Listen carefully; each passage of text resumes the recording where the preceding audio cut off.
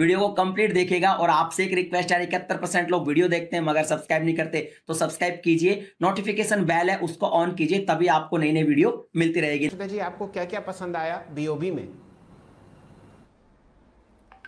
Actually अगर सिर्फ headline numbers देखेंगे तो लगेगा कि बैंक ने एक घाटा पोस्ट किया है, लेकिन जो नई टैक्स रिजीम आई है उसका यहाँ पर इन्होंने एडजस्टमेंट किया, इसीलिए इस बारी हमने देखा एक लॉस आया 1046 करोड़ का। अनुमान था 1170 करोड़ के प्रॉफिट का। लेकिन एसेट क्वालिटी पर ध्यान देना है इस बैंक के लिए, और क्वार्टर ऑन क्वार्टर बेसिस पर एसेट क्वालिटी में हमने देखा है बहुत बढ़िया मजबूती देखने को मिली या फिर इंप्रूवमेंट आया है। दरअसल Q4 में हमने देखा है सिर्फ 3000 करोड़ के स्लिपेजेस फ्रेश आए हैं, जहां पर Q3 में आंकड़ा 12000 करोड़ से ज्यादा का था, तो ये सबसे पहली अच्छी चीज है। दूसरी ग्रॉस एनपी आप देखिए 9.63% से घटकर ग्रॉस एनपी 8.87% पर आया। नेट एनपीए 3% के करीब है, ये 3.36% था पिछले क्वार्टर में। तो एसेट क्वालिटी में बहुत अच्छा सुधार देखने को मिला है, ये बहुत अच्छा सिग्नल है बैंक के लिए। अब आइए आप ब्याज से आय के आंकड़े पर, जहां पर हमने देखा है करीब करीब 4-4.5% तक की ग्रोथ देखने को मिली है। और जो ग्रोथ दरअसल आ रही है वो दरअसल रिटेन लोन्स के बदौलत आ रही है, जहां पर ऑटो सेगमेंट में सबसे ज्यादा वृद्धि देखने को मिली है चौथी तिमाही में, तो ये एक और एडिशनल पॉजिटिव है बैंक के लिए। अब आइए फंड रेज पर। बैंक ने दरअसल 5000 करोड़ का फंड रेज का अप्रूवल दे दिया है। 2000 करोड़ इक्विटी के जरिए रेस करेंगे, बाकी 3000 करोड़ AT1 बॉन्ड्स के जरिए रेस करते हुए दिखाई देंगे। और Q4 में इन्होंने वैसे भी 4500 करोड़ का फंड रेज कर लिया है। प्रॉफिटेबिलिटी का आंकड़ा जैसे मैंने आपको बताया उससे हैरान नहीं होना चाहिए, क्योंकि ये दरअसल न्यू टैक्स रिजीम का एडजस्टमेंट है और ये तिमाही बैंक ऑफ बड़ौदा के लिए अच्छी है।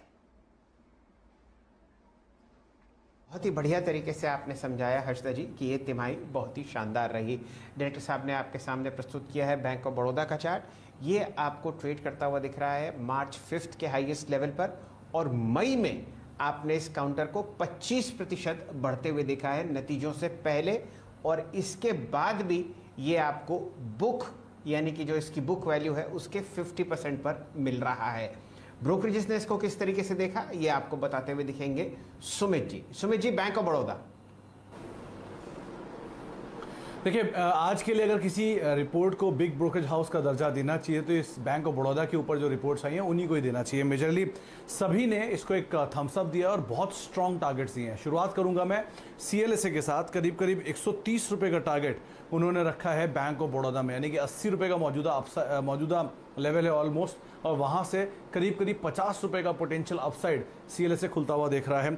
JP मॉर्गन 110 रुपये का टारगेट दे रहे हैं, ओवरवेट की रेटिंग है। मॉर्गन स्टैनली की इक्वल वेट रेटिंग है, लेकिन फिर भी 100 रुपये का टारगेट, यानी कि 20 रुपये का अपसाइड वो भी यहाँ से खुलते हुए देख रहे हैं। हालांकि क्रेडिट स्विस की रिपोर्ट जो है वो 75 रुपये के आसपास टारगेट दे रही है, लेकिन उनकी भी कमेंट्री काफ़ी पॉजिटिव है।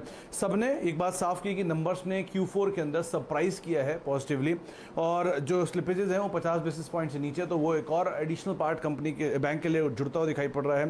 एसेट क्वालिटी फ्रंट पर बेहतर परफॉर्मेंस Q4 के अंदर, और स्लिपेजेस करीब करीब 3000 करोड़ रुपए के आसपास की। मार्केट में अनुमान था, जो फिलिप कैपिटल की रिपोर्ट थी, करीब 5000 करोड़ रुपए के आसपास का आंकड़ा आता हुआ दिखाई पड़ेगा।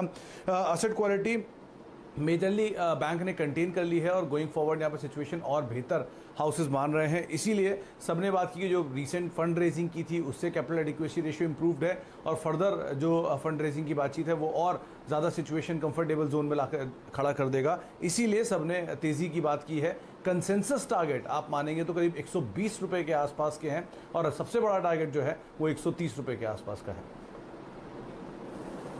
जी हाँ, और सुमित ने अगर आप देखें एक जिक्र किया, इसे मैं एक बतौर बिग ब्रोकरेज रिपोर्ट के भी अगर आप देखें ले सकता था। और यकीन मानिए CLSA ने मैं रनिंग स्टॉक्स की बात नहीं कर रहा हूँ, वो स्टॉक्स जो कि बेस से बाहर निकल के आते हैं। Just putting instance of Tata Motors को जैसे जैसे अगर आप देखें ट्रांचेस में उन्होंने टारगेट दिए, टाटा मोटर्स ने वो अचीव किए। सुमित ने कहा CLSA का 130।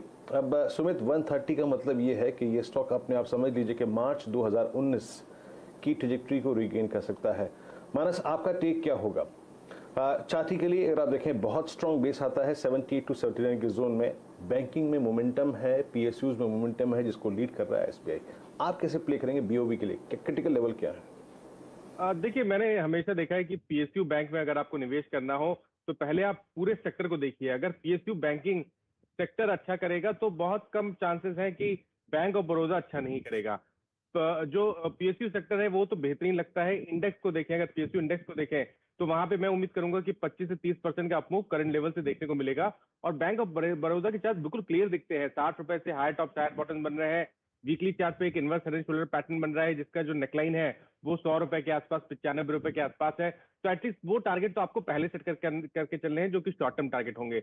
लेकिन 100 रुपए के लेवल्स ब्रेक होंगे तो उसका मतलब है कि आपको 150 के स्तर एक साल के अंदर देखने को मिलेंगे। तो बैंक ऑफ बड़ौदा पे बिल्कुल पॉजिटिव रहिए और खरीदारी करनी है तो अभी खरीदारी करके 75 रुपीज के नीचे स्टॉप कर रखिए। चलिए, ये रणनीति आपके सामने बैंक ऑफ बड़ौदा पर देते हुए मानस जायसवाल साहब दोबारा